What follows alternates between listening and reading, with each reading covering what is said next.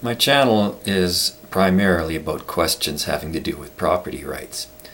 The vast majority of people who see my videos, though, will never know this because they see them in venues where my material has been stolen.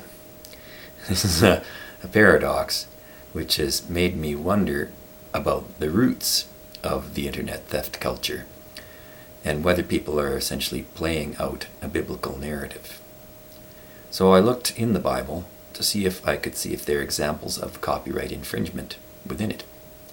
And I found there are at least examples of identity confusion that people who are familiar with the internet and have ever tried looking up a source might be quite familiar with now. The Bible is primarily, as I see it, a story about identity confusion. It's a big task to figure out who people are worshiping, whether they're really worshiping, or they're really worshiping who they think they are, and whether they're really talking about the same people when they're given a specific reference.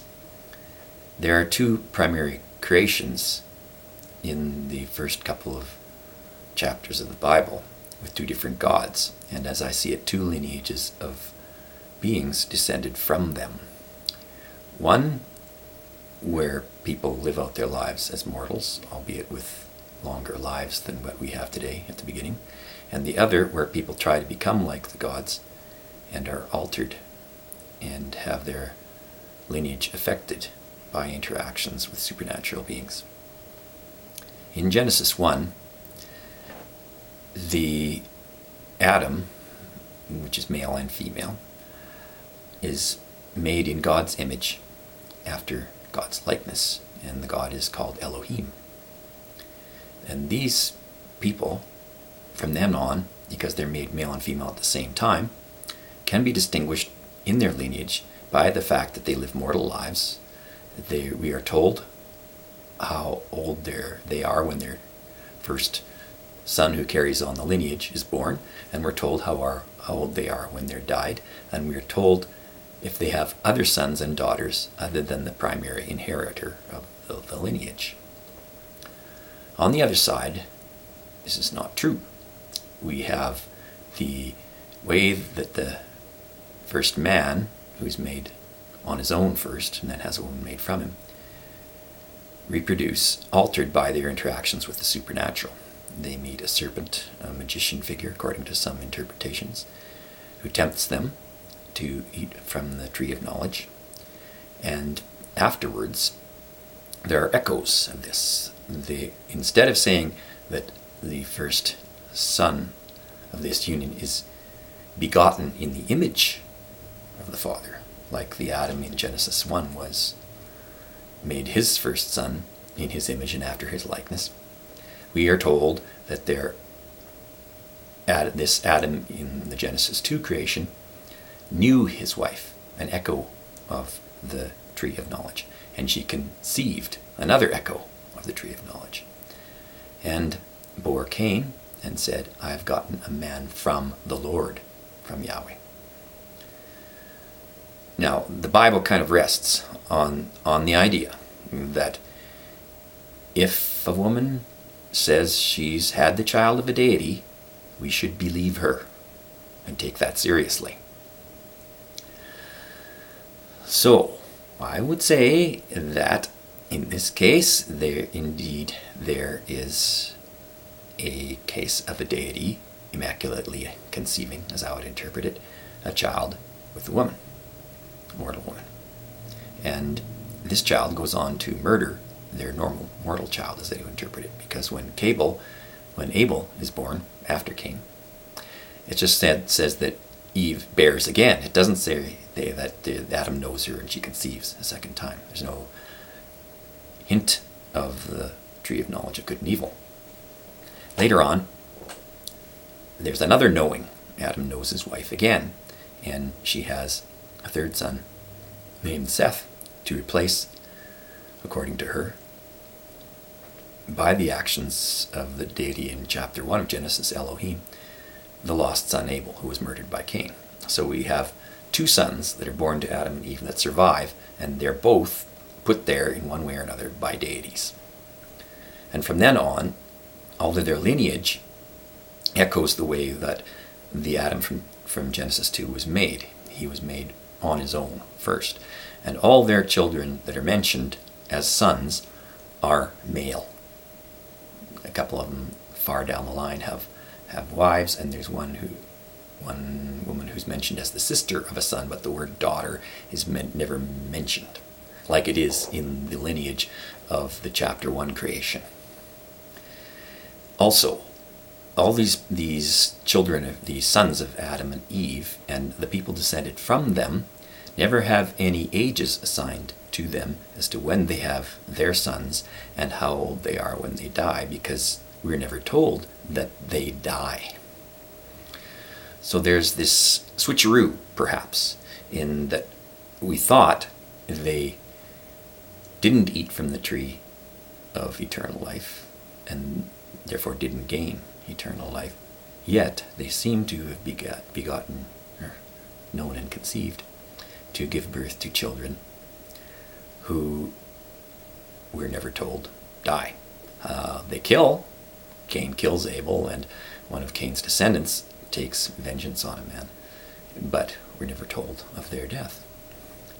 And this may not change until the time of the flood.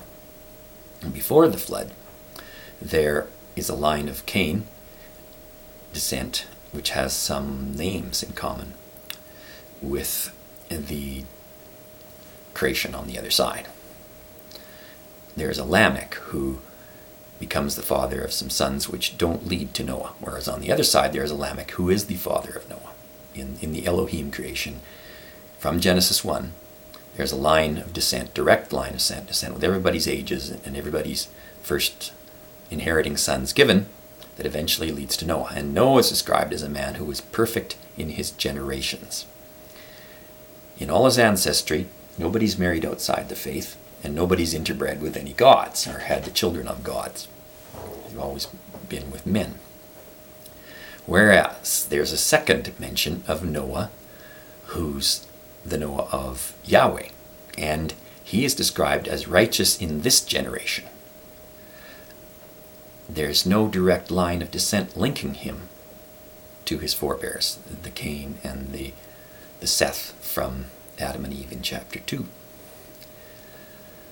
So I would argue that there are not only two Adams, there are two Seths, and there are two Enoses, and then there are two Enochs. Both of these in parallel lines of descent, one mortal line and one possibly immortal line. Just before the flood, there's a much disputed passage. When one with many interpretations that are not necessarily mutually exclusive and which are in and of themselves well backed up and researched. But I think based on the lineage analysis one can do from the two creations and two Adams and two Seths standpoint, we can see the origin of a couple of these terms. The Adam from chapter 1, made by the Elohim, who is mortal and has ages assigned to when he has his children and when they have their children and when they die, and gives rise to the Noah who's perfect in his generations. It gives rise to this one Noah who is 500 years old when he gives birth to Seth, or Shem, the next guy in line. The other one, we aren't told. In fact, we aren't told until after he gets off the ark that he has 3 sons. We're just told about his household. And at the end we say, the 3 sons that got off the ark with him were Ham, Shem, and Japheth. Now, there are 2 flood stories intermingled. And I can leave reference for that in the description, which I would argue perpetuate both lines. There's one ark for the impure people where from the Noah who is righteous only in this generation, and there's one line for the pure people from the Noah who is perfect in his generations. After the flood is over, Elohim says, I'll never again flood the earth. Yahweh says, I'll never again curse the earth, which was done after the story of the tree of knowledge of good and evil. So once again, the two are coming down history in parallel. And this explains, I think, the lines just before the flood happens about the men of renown and the daughters of men and the sons of God and who they might have been.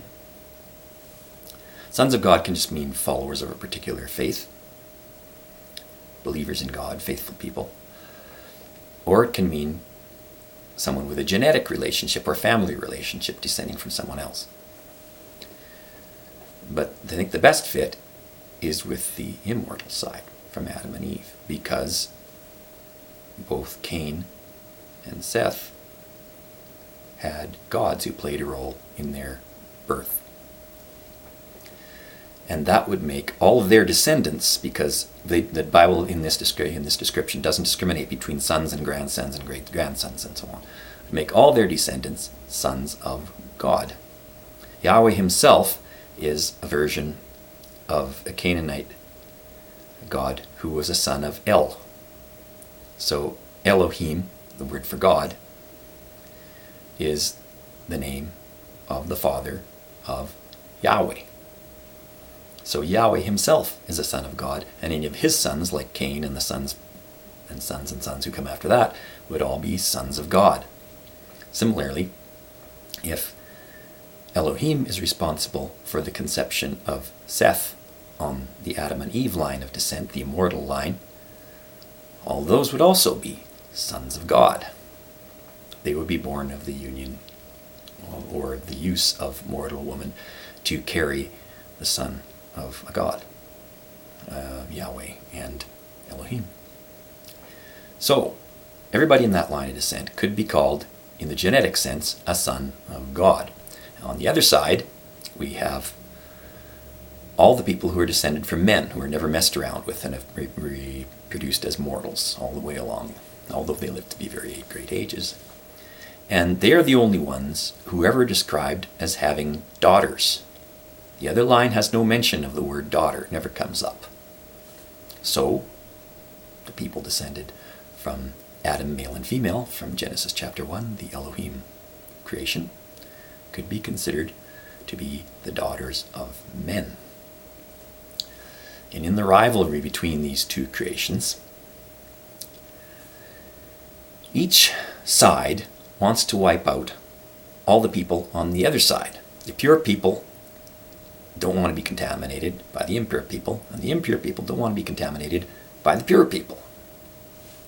So we have this double attempt to wipe out everybody on the planet, but both lines survive, and we end up, after the flood, essentially back where we started.